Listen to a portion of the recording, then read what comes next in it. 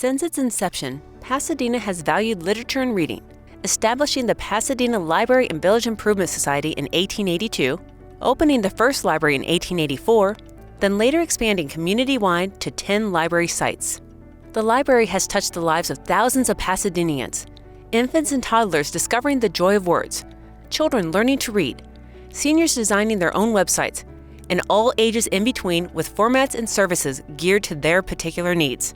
We continue to serve as your source for information in person at our 9 community library branches and online 24/7, providing free access to materials for children, tweens, teens, and adults. We provide parental resources, research assistance, online resources, free Wi-Fi and internet access, ebooks and digital media, DVDs, CDs, and more. We offer adult literacy programs, computer training classes, career assistance, and health screenings for adults. For children, we provide infant and toddler story times, children's programming, as well as activities for tweens, teens, and families. There is literally something for everyone. One of our major programs is our One City, One Story event.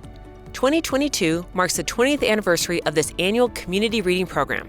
One City, One Story was established to encourage and promote the importance of reading by recommending a compelling book that links the community together in a common conversation. It has done just that each year, sparking lively community discussions and open dialogue on the significant issues raised by the selected book. Before sharing our 2022 list of nominees, we would like to thank our wonderful community volunteer members who spent months reading and discussing a myriad of books in order to come up with these selections. And the 2022 Pasadena One City, One Story nominees are The Reading List by Sarah Nisha Adams. Widower Mukesh lives a quiet life in the London borough of Ealing after losing his beloved wife. He shops every Wednesday, goes to temple, and worries about his granddaughter Priya, who hides in her room reading while he spends his evenings watching nature documentaries. Alicia is a bright but anxious teenager working at the local library for the summer when she discovers a crumpled up piece of paper in the back of To Kill a Mockingbird. It's a list of novels that she's never heard of before. Intrigued, and a little bored with her slow job at the checkout desk, she impulsively decides to read every book on the list, one after the other. As each story gives up its magic, books transport Alicia from the painful realities she's facing at home. When Mukesh arrives at the library, desperate to forge a connection with his bookworm daughter, Alicia passes along the reading list, hoping it will be a lifeline for him too. Slowly, the shared books create a connection between two lonely souls, as fiction helps them escape their grief and everyday troubles and find joy again. The Midnight Library by Matt Haig. A dazzling novel about all the choices that go into a life well lived, from the internationally best-selling author of Reasons to Stay Alive and How to Stop Time. Between life and death, there is a library, and within that library, the shelves go on forever. Every book provides a chance to try another life you could have lived, to see how things would be if you had made other choices. Would you have done anything different if you had the chance to undo your regrets? In The Midnight Library, Matt Haig's enchanting new novel, Nora Seed finds herself faced with this decision.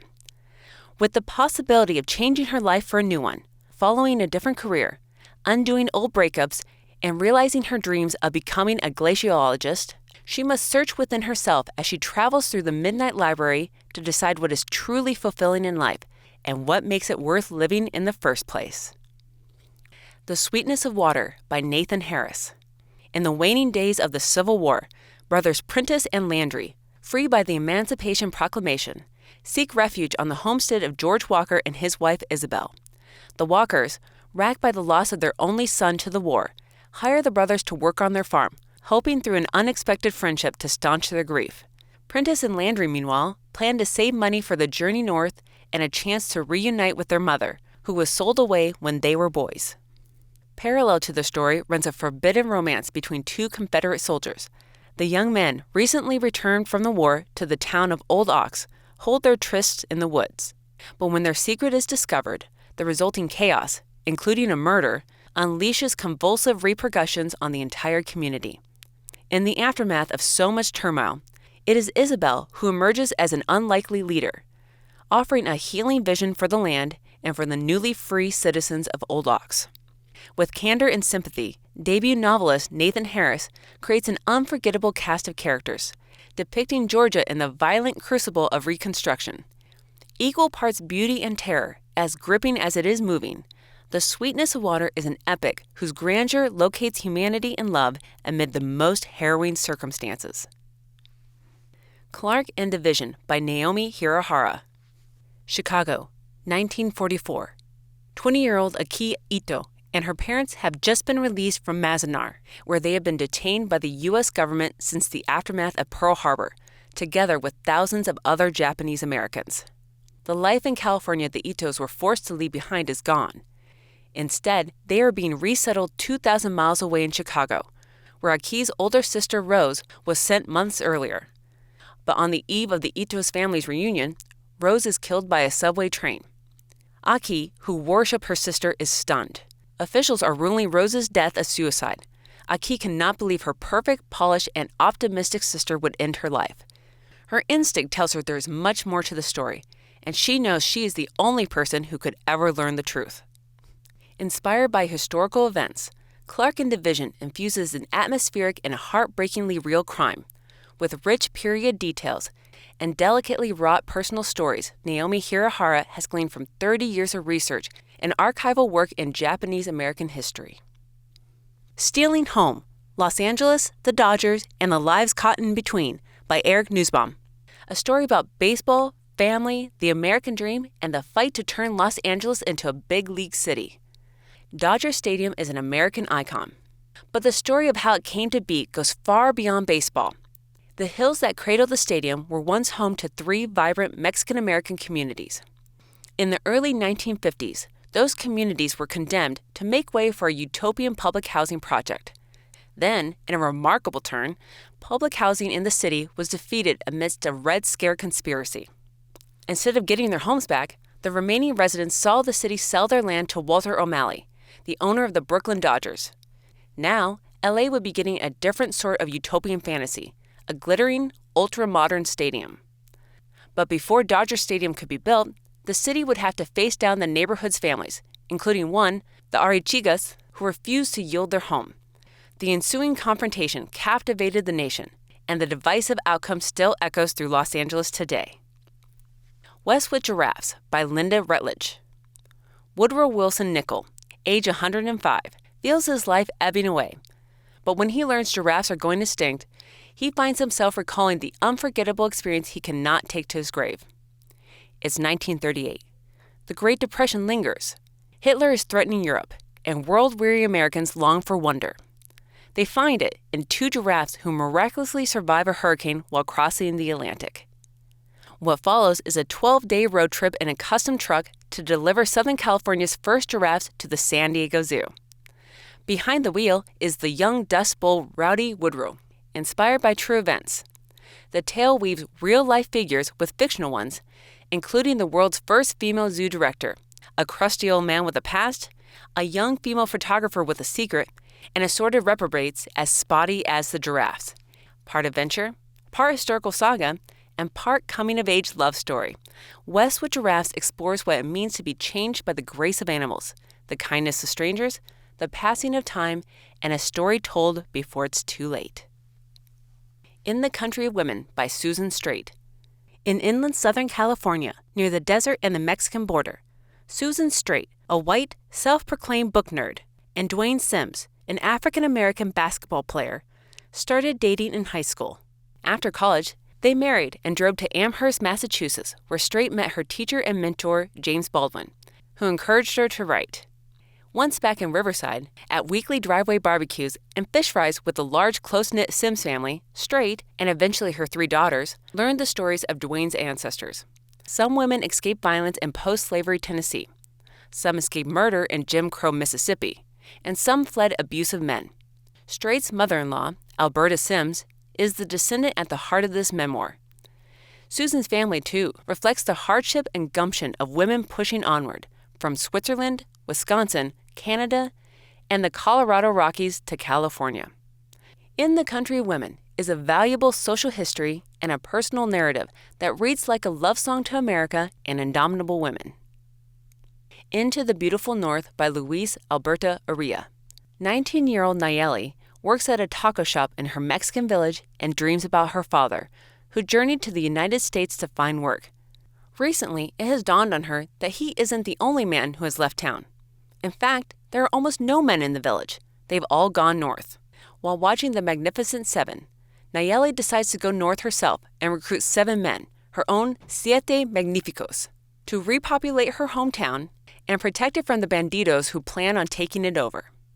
Filled with unforgettable characters and prose as radiant as the Sinolian sun, Into the Beautiful North is the story of an irresistible young woman's quest to find herself on both sides of the fence. Interior Chinatown by Charles Yu. From the infinitely inventive author of How to Live Safely in a Science Fictional Universe comes a deeply personal novel about race, pop culture, immigration, assimilation, and escaping the roles we are forced to play.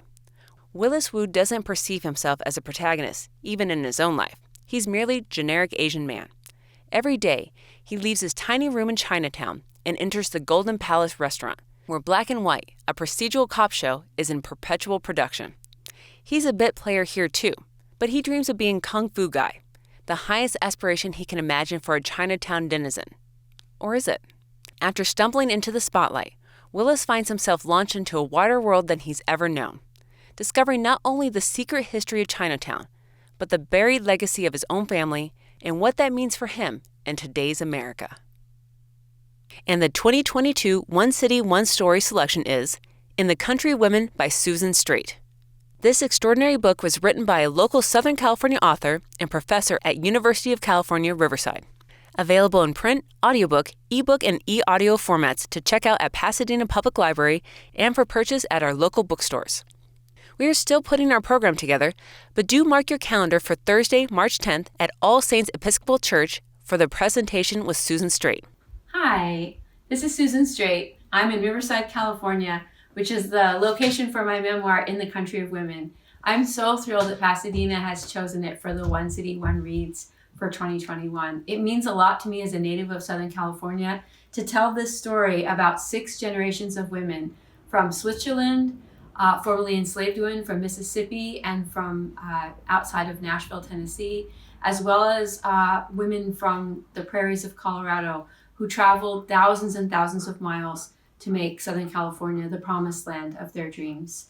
The women on the cover are actually my 3 daughters, all of whom were born in Riverside and who live scattered across the country. But what's the most important part about talking to you all is these secret, untold stories of how women have made their way across the nation and into home. And my girls carry that with them wherever they go. I wrote this book for them, and I'm really excited to share it with you. Thanks so much. And this year, we will once again feature a second One City, One Story program this summer. And the selection for the summer is Stealing Home, Los Angeles, the Dodgers, and the Lives Caught in Between by Eric Nussbaum. Available in print, ebook, and e-audio formats to check out at Pasadena Public Library and for purchase at our local bookstores. This is Eric Nussbaum, author of Stealing Home, Los Angeles, the Dodgers, and the Lives Caught in Between. I'm so honored and so excited that the book was chosen for One City, One Story. Honestly, without institutions like the Pasadena Public Library, my book could not have existed. Stealing Home is a book about housing, family, politics, and baseball. It's the story of how Dodger Stadium, and LA as we know it now, came to be. And I cannot wait to share it with you next summer. Once again, we would like to thank you for joining us for One City, One Story reveal. We look forward to your joining us in person on March 10th with Susan Straight, then in the summer with Eric Nussbaum.